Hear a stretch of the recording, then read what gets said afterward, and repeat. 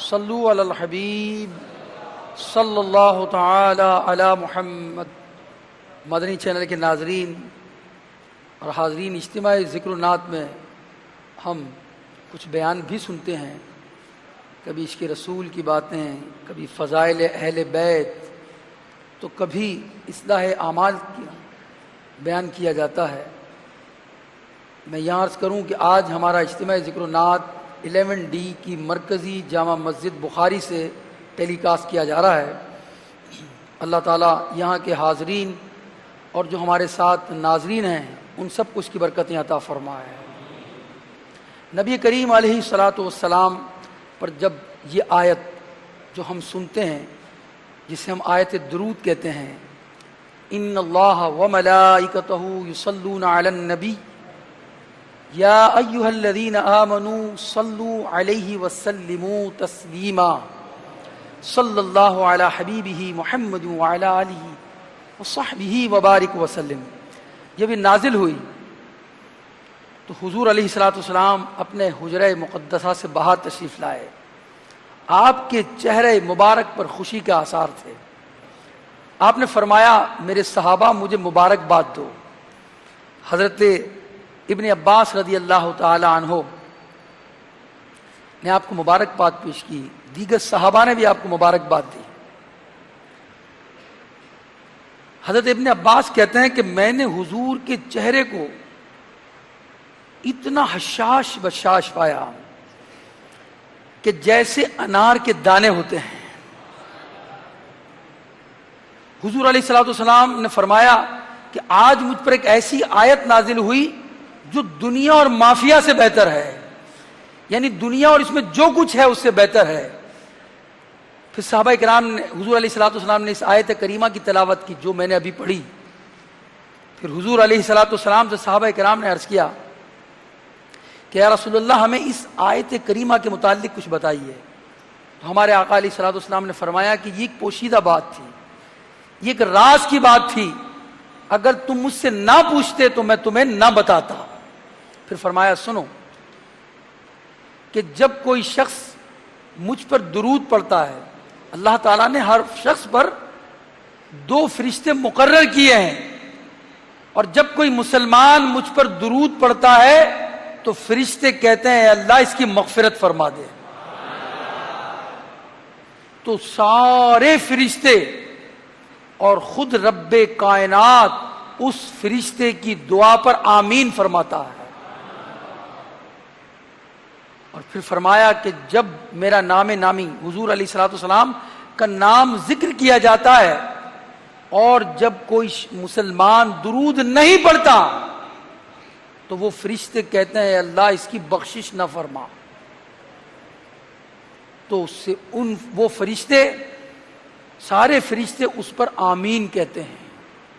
اب یہاں ایک پہلی بات تو ہمارے لیے بڑی خوشی کی بات ہے کہ جب حضور کا نام نامی اسم گرامی لیا جائے تو درود پڑھا جائے، اور جو درود پڑھتے ہیں ان کو برکتیں ملتی ہیں، ان کو دعائیں ملتی ہیں، اور ان دعاؤں پر رب العالمین خود آمین فرماتا ہے، سارے فرشتے آمین کہتے ہیں۔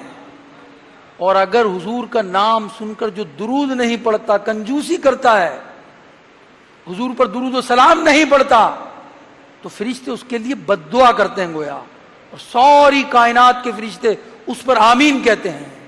یہاں درود و سلام پڑھنے والوں کے لیے خوشخبری ہے، اور جو درود و پاک نہیں پڑھتے ان کے لیے وعید ہے گویا۔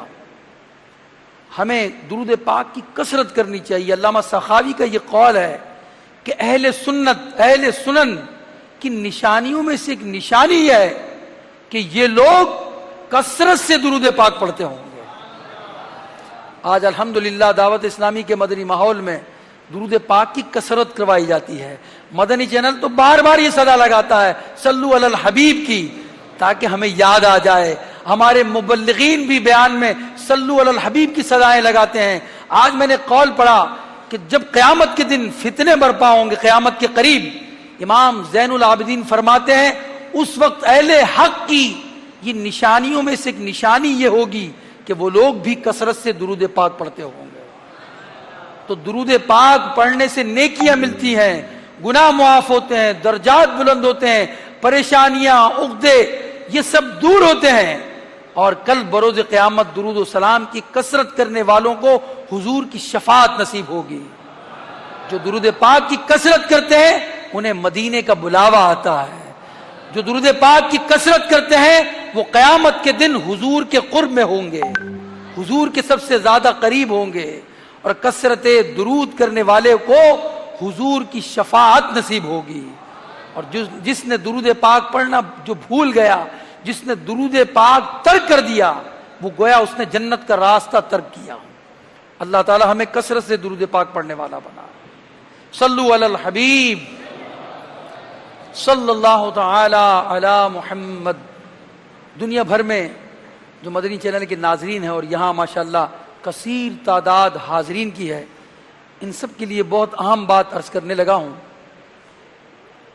دیکھیں عموماً معاشرے کا ہر فرد کچھ نہ کچھ سیکھ رہا ہوتا ہے، کوئی نہ کوئی کام سیکھ رہا ہوتا ہے، سیکھنے سکھانے کے مراحل میں ہوتا ہے۔ کچھ تعلیم کے ذریعے سیکھ رہے ہوتے ہیں، وہ اس لیے سیکھ رہے ہوتے ہیں کہ انہیں میٹرک کی، انٹر کی، بی کام کی، سی اے کی، بی ایس سی کی ڈگری حاصل ہو جائے۔ کوئی بی ای کرتا ہے تو کوئی سی اے کرتا ہے، سی اے کی ڈگری حاصل کرتا ہے۔ یہ سیکھنے کے جو مراحل ہیں، کوشش کرتا ہے، سیکھتا اس لیے ہے کہ ڈگری حاصل ہو۔ دنیاوی علوم و فنون اس لیے حاصل کرتا ہے کہ اس کے پاس ڈگری حاصل ہو جائے، اور وہ ڈگری لے کر کیا کرے، پھر اپنی زندگی میں اچھی جاب اس کو مل جائے گی، اچھا کاروبار کر لے گا وہ۔ مگر غور کریں میٹھے اور پیارے اسلامی بھائیوں، ہم سب غور کریں، جنہوں نے سی اے کیا ہے وہ بھی، جنہوں نے بی کام کیا ہے وہ بھی، جو انٹر کر رہے ہیں، جو بی ای ہیں، جو بیچلر آف انجینئر ہیں، جو ایڈوکیٹ ہیں، دنیاوی علوم و فنون جنہوں نے حاصل کیے ہیں وہ بھی، اور جہاں حاضرین ہیں وہ سب یہ جانیں کہ یہ سب ڈگریاں اگرچہ دنیا میں فائدہ پہنچائیں گی، مگر اپنے آپ سے سوال کریں کہ کیا ان تمام چیزوں کے سیکھنے کے ساتھ ساتھ ہم نے علم دین بھی کچھ سیکھا ہے؟ وہ علم دین جس کو سیکھنے سے اس کی دنیا اور آخرت سنور جاتی ہے۔ غور کریں مدنی چینل کے ناظرین اور حاضرین بھی، اور یہ علم دین اس کے بہت فضائل ہیں۔ میں آپ کی خدمت میں چند فضائل پیش کرتا ہوں تاکہ کچھ جذبہ ہمیں حاصل ہو۔ دیکھیں بہت ساری چیزیں ہم سیکھ رہے ہیں، مثلا موبائل چلانا پہلے نہیں آتا تھا، اب سیکھ لیا جناب۔ گاڑی نہیں تھی، گاڑی آ گئی، گاڑی چلانا سیکھ لی۔ بائک نہیں تھی، چلانا بھی نہیں آتی تھی، جذبہ ملا، پیسے آ گئے، بائک مل گئی تو بائک چلانا سیکھ گئے۔ آج ہر ایک شخص واٹس ایپ کو چلا رہا ہے، سوشل میڈیا کا رسیا ہو چکا ہے۔ پہلے چیزیں نہیں آتی تھی انہیں، مگر آج سیکھ چکا وہ۔ غور کریں موبائل میں، سوشل میڈیا میں پوسٹ کیسے ہوتی ہے، واٹس ایپ کیسے کیا جاتا ہے، بڑی آسانی سے سیکھ لیا۔ گروپ کیسے بنائے جاتے ہیں، فوٹو کیسے شیئر کیے جاتے ہیں، فوٹو کھینچا کیسے جاتا ہے، پھر اس کے اندر کراپنگ کیسے کی جاتی ہے، سب سیکھ رہے ہیں۔ آج بڑے نہیں بلکہ چھوٹے لوگ سیکھ رہے ہیں، بلکہ آج بعض لوگوں سے ملتے ہیں تو اپنے بچوں کا تعارف کراتے ہیں، میرا یہ 4 سال کا بیٹا ہے، یہ موبائل کا لاک کھول لیتا ہے، یہ گیلری میں پہنچ جاتا ہے، بڑے فخر سے کہتے ہیں۔ حالانکہ یہ فخریہ بات نہیں ہے، یہ کوئی فخر کی علامت نہیں ہے، اس میں فخر کرنے کی حاجت نہیں ہے۔ بات تو یہ ہو کہ میرا 4 سال کا بیٹا ہے، دیکھیں سورہ فاتحہ کیسے سنا رہا ہے۔ میرے بچہ آپ کو جو ہے وہ سورہ اخلاص سنائے گا، سورہ ناس سنائے گا، سورہ فلق سنائے گا۔ اگر ایسی بات ہو تو ہم کچھ اس کا اظہار بھی لوگوں کے سامنے کریں۔ یہ کوئی فخر کی بات نہیں کہ وہ موبائل چلا لیتا ہے، وہ جو ہے وہ میرے فوٹو کو جو ہے وہ پوسٹ کر دیتا ہے، اسی فوٹو کو اپنے دوسرے دوستوں تک پہنچا دیتا ہے، میرے بھائیوں تک پہنچا دیتا ہے۔ یہ کوئی فخر کی بات نہیں ہے۔ نبی کریم علیہ الصلوۃ والسلام نے فرمایا جو علم دین سیکھتے ہیں ان کے سیکھنے کے لیے فرمایا، ان کے سیکھنے کے فضائل میں کہ جو شخص علم کی طلب میں گھر سے نکلتا ہے، فرشتے اس کے اس عمل سے خوش ہو کر اس کے لیے اپنے پر بچھا دیتے ہیں۔ ایک حدیث میں فرمایا کہ جو اللہ کریم کے فرائض سے متعلق 1 یا 2 یا 3 یا 4 یا 5 کلمات سیکھتا ہے، 1 2 3 4 یا 5 کلمات سیکھے اور اسے اچھی طرح یاد کر لے، پھر لوگوں کو سکھائے تو وہ جنت میں داخل ہوگا۔ کیسی زبردست بشارت ہے۔ ابو ہریرہ رضی اللہ تعالیٰ عنہ فرماتے ہیں جب میں نے یہ حدیث سنی، اس کے بعد سے آج تک میں حضور کی سنی ہوئی حدیث کوئی بھی نہیں بھولا۔ کیا جذبہ تھا صحابہ کرام کا۔ ایک حدیث میں ارشاد فرمایا، طبرانی کی روایت میں ہے، فرمایا جو صبح کو مسجد کی طرف بھلائی سیکھنے یا سکھانے کے ارادے سے چلے گا، اسے کامل حج کرنے کا ثواب ملے گا۔ سبحان اللہ، حج کی بشارت، ثواب کی بشارت دی جا رہی ہے کہ جو بھلائی سیکھنے یا سکھانے کے لیے مسجد آیا ہے۔ غور کریں میٹھے اور پیارے اسلامی بھائیوں، آج ہماری مسجدوں میں الحمدللہ صبح مدنی حلقہ لگایا جاتا ہے، قرآن پاک کی تلاوت ہوتی ہے، نماز فجر کے بعد 3 آیتوں کی تلاوت ہوتی ہے، اس کا ترجمہ بیان کیا جاتا ہے، اس کی تفسیر بیان کی جاتی ہے۔ افسوس مؤذن حیا علی الصلاۃ کہہ کے پکار رہا ہوتا ہے اور ہم مسجد نہیں آتے۔ جو آتے ہیں وہ خوش نصیب ہیں۔ آج کے اس اجتماع ذکر نعت کو کی برکتوں کو سمیٹتے ہوئے نیت کریں کہ انشاءاللہ نماز فجر با جماعت پڑھیں گے اور مدنی حلقے میں بھی انشاءاللہ شریک ہوں گے۔ ارشاد فرمایا حضور علیہ الصلوۃ والسلام نے کہ جو بندہ علم کی جستجو میں جوتے، موزے، یہ کپڑے پہنتا ہے تو وہ اپنے گھر کی چوکھٹ سے نکلتے ہی اس کے اللہ گناہ معاف کر دیتا ہے۔ تو یہ علم دین کے سیکھنے کی برکتیں ہیں میرے میٹھے اور پیارے پیارے اسلامی بھائیوں۔ ہم غور کریں کہ علم دین کے سیکھنے کی کیسی برکتیں ہیں، کیسے فضائل ہیں، کیسی بشارتیں ہیں۔ اب ہم غور کریں کہ ہم کیا سیکھ رہے ہیں۔ کیا نماز ہم نے سیکھی؟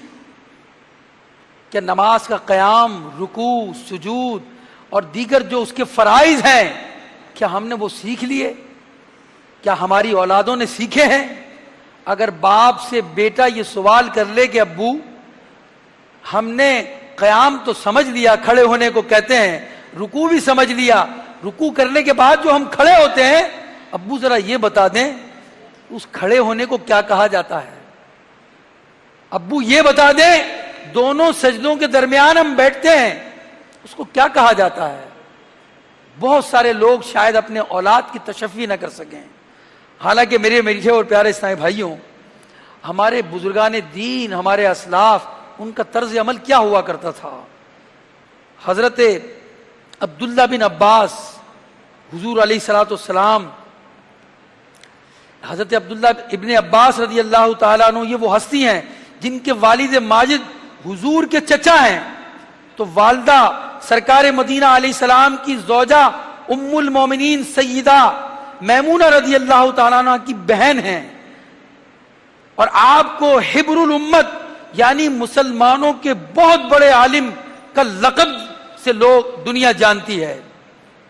آپ نہایت حسین اور مجتہد تھے، اور آپ کے سیکھنے کا عالم کیا تھا کہ جب حضور علیہ السلام کا وصال ہوا تو آپ نے ایک انصاری سے کہا چلو، کئی صحابہ کرام اس وقت حیات ہیں جنہوں نے ڈائریکٹ حضور علیہ الصلوۃ والسلام سے فیض حاصل کیا، حدیثیں سنی، آئیے چلیے ہم ان سے علم دین حاصل کرتے ہیں۔ کہتے ہیں میرا معمول یہ ہوتا کہ میں صحابہ کرام کے دروازوں پر جاتا، اگر وہ قیلولہ کر رہے ہوتے تو میں ان کے دروازے پر ان کے اٹھنے کا انتظار کرتا، اپنی چادر کو میں ان کے دروازے پر تکیہ بناتا اور وہیں آرام کرتا۔ مدینے کی دھول میرے چہرے کو آلود کرتی مگر میں اس کی پرواہ نہ کرتا، اور جب وہ صحابی اپنے گھر سے باہر آتے تو کہتے ارے حضور آپ ہمیں یاد کر لیتے، ہم آپ کے پاس آ جاتے۔ آپ کہتے زیادہ حق یہ تھا کہ میں خود آپ کی خدمت میں حاضر ہوں، میں آپ سے حضور کی حدیث سننے آیا ہوں۔ اللہ اکبر، وہ حدیث سننے کے لیے اتنا اہتمام کریں۔ ایک صحابی کے متعلق آج میں نے سنا کہ انہوں نے ایک حدیث سننے کے لیے مدینے سے مصر کا سفر کیا۔ آج غور کریں ہم کیا کر رہے ہیں۔ آج نماز کورس کروایا جا رہا ہے، آج تفسیر کورس کروایا جا رہا ہے، مگر آج ہمارے پاس وقت نہیں ہے۔ بہت سارے میرے میٹھے اور پیارے اسلامی بھائیوں بہانے بھی ہم بناتے ہیں. چند باتیں میں آپ کی خدمت میں ان باتوں کا ذکر کروں کہ جو شیطان ہمارے دل میں ڈال دیتا ہے. پہلے تو ان باتوں کا ذکر کرتا ہوں کہ علم دین اگر حاصل کرنا ہے تو ہم نے اپنے اندر جذبہ پیدا کرنا ہوگا. دیکھیں غور کریں, دنیاوی علوم و فنون یہیں رہ جانے ہیں. گاڑی کسی نے سیکھنی ہوتی ہے تو دوست کو آواز دیتا ہے, 2 دن 4 دن 5 دن کوئی ٹریننگ سینٹر میں داخلہ لیتے ہیں, گاڑی سیکھتے ہیں. کیا نماز کے لیے ہم نے بھی ایسا کیا؟ 5 دن 6 دن 7 دن ہم نے نماز کے لیے بھی نکالے. وہ عبادت جو ہم روزانہ 5 وقت کر رہے ہیں, کیا اس کو ہم نے کسی سے سیکھا؟ قیام کا صحیح طریقہ کیا ہے, رکوع کا صحیح طریقہ کیا ہے, سجود کا صحیح طریقہ کیا ہے, رکوع میں کیسے ہم نے اپنی کمر کو رکھنا ہے, سجدہ کرتے وقت کتنی ہڈیوں پر سجدہ کرنا ہے, ہاتھ کی انگلیوں کا عالم کیا ہوگا, ہاتھ کی انگلیاں کیسے رہیں گی, ایسے رہیں گی یا ایسے رہیں گی, پاؤں کیسے رہیں گے, اس کی انگلیاں مڑ کر کیسے رہیں گی. نماز اگر ہم نے وہ عبادت جو دن میں 5 مرتبہ کر رہے ہیں, یقین جانیے ان کے فرائض کا علم آج بہت ساروں کو نہیں ہے, ان کے واجبات کا علم انہیں نہیں ہے بہت ساروں کو, ان کی سنن کیا ہے نماز کی, سنتیں کیا ہے نماز کی نہیں معلوم. اور یاد رکھیے مسلمان جب بالغ ہوا, نماز فرض ہوئی, نماز کے احکامات سیکھنا اس پر ضروری ہو گئے. رمضان آیا بالغ ہونے کے بعد تو روزے کے احکامات سیکھنا ضروری ہو گئے. مال آ گیا, اب زکوٰۃ اس پر فرض ہو گئی, زکوٰۃ کے احکامات اس نے سیکھنے ہیں. حج فرض ہوا, حج کے احکامات اور حج کے مناسک اس پر سیکھنا ضروری ہو جائے گا. غور کریں, بہت سارے لوگ تاجر بنے ہوئے ہیں, تجارت کر رہے ہیں, بہت سارے آجر ہیں, بہت سارے اجیر ہیں. ارے بھائی یہ بہت مشکل اردو بول رہے ہو آپ, آجر کیا ہوتا ہے؟ آپ نے دکان کھولی ہے نا, کئی ملازمین رکھے ہیں, 2 سیلز مین رکھے ہیں, آپ آجر ہیں, اور جو آپ نے ملازم رکھے ہیں وہ اجیر ہیں. جو ملازمت پر کسی کو رکھے اس کو ان ملازمت پر رکھنے والوں کا علم سیکھنا ضروری ہوا, اور جو ملازمت اختیار کرتا ہے اس کو ملازمت کے بارے میں جاننا ضروری. ہم کیا کر رہے ہیں؟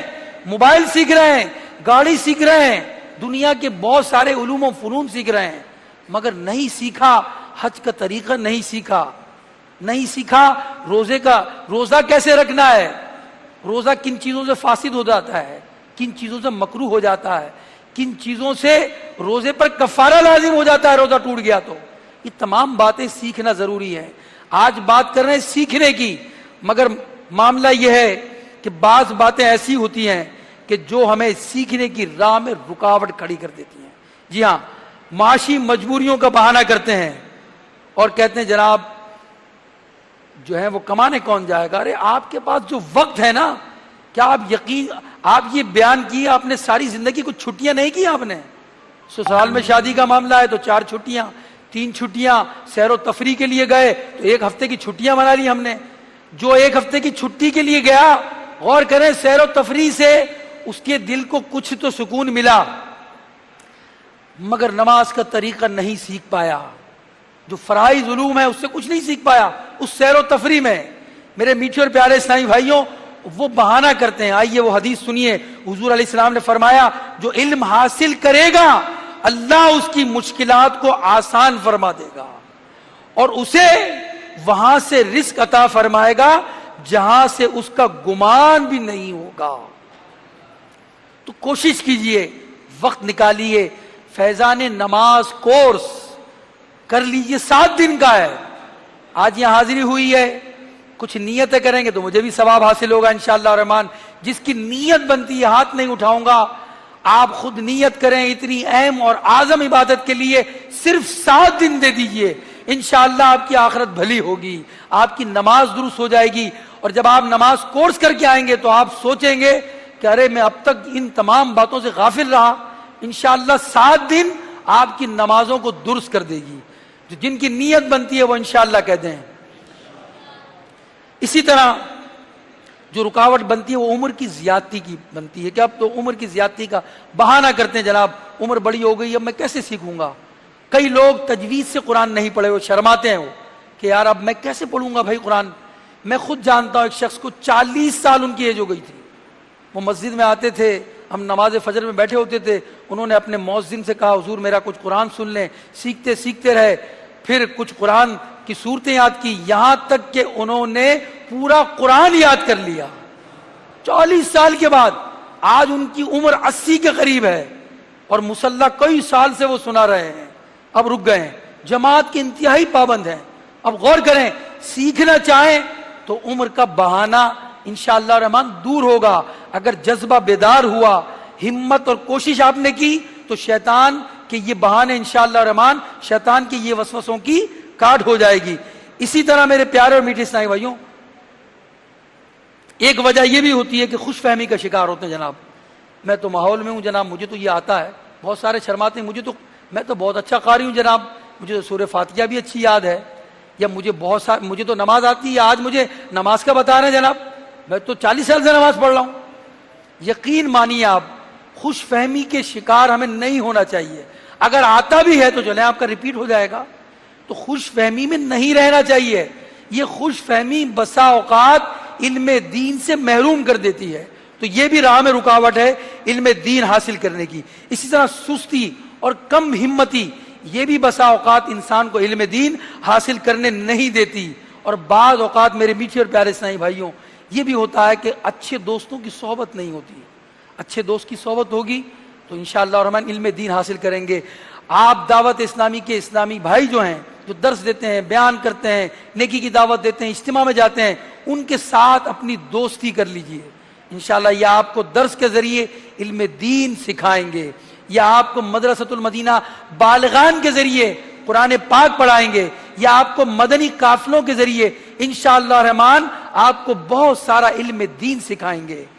اگر آپ مدنی چینل کے ناظرین دنیا بھر میں جو مجھے دیکھ رہے ہیں، سن رہے ہیں، اگر آپ کی پہنچ فیضان مدینہ تک نہیں، کسی مبلغ تک نہیں، تو آپ دعوت اسلامی کی ویب سائٹ وزٹ کیجئے، اس کے ذریعے آپ آن لائن کورسز پر کلک کیجئے۔ آن لائن کورسز کی ایک فہرست ہے، جی ہاں، آن لائن کے ذریعے آپ قرآن پاک ناظرہ پڑھ سکتے ہیں، آن لائن کے ذریعے آپ فقہ کی تعلیم حاصل کر سکتے ہیں، آن لائن کے ذریعے آپ تفسیر قرآن کا کورس کر سکتے ہیں، آن لائن کے ذریعے آپ شمائل مصطفیٰ کا کورس کر سکتے ہیں، آن لائن کے ذریعے آپ تجوید پڑھ سکتے ہیں، آن لائن کے ذریعے آپ حج پر جا رہے ہیں یا جانا چاہتے ہیں تو حج اور عمرہ سیکھ سکتے ہیں آپ حج کے ذریعے۔ اسی طرح آپ آن لائن کے ذریعے عالم کورس کر سکتے ہیں۔ اللہ تبارک و تعالی ہمیں علم دین کی سچی محبت عطا فرمائے۔ اگر آپ کوشش کریں گے، سیکھنے کی جستجو کریں گے تو سیکھ لیں گے۔ کسی نے صحیح کہا، من جد وجدہ، جس نے کوشش کی اس نے پا لیا۔ بہانے بنانے والوں کو، سستی کرنے والوں کو کبھی منزلیں ملا نہیں کرتی۔ منزلیں انہیں ملتی ہیں جو بلند ہمت ہوتے ہیں، منزلیں ان کے قدم چومتی ہیں جو اپنی ہمتوں کو بلند کرتے ہیں، سستیوں کو دور کرتے ہیں، اپنی عمر کی پرواہ نہیں کرتے، اچھی صحبت اختیار کرتے ہیں اور علم دین حاصل کرتے ہیں۔ اللہ تعالی ہمیں ہماری نمازوں کو بھی درست کرے، فرائض جو ہم پر لازم ہے اسے سیکھنے کی اللہ تعالیٰ توفیق عطا فرمائے۔ آمین بجاہ النبی الامین صلی اللہ علیہ وسلم۔ صلو علی الحبیب صلی اللہ تعالی علی محمد۔ مدنی چینل کے ناظرین، کچھ ثنا خان ہمارے رہ گئے ہیں اور ہمارے محمود بھائی بھی آ چکے ہیں۔ غلام نبی بھائی کورنگی سے آئے ہیں آپ کو نعتیں سنانے کے لیے، اتنا لمبا سفر کر کے۔ تو انشاءاللہ ہم غلام نبی بھائی سے پہلے سنیں گے۔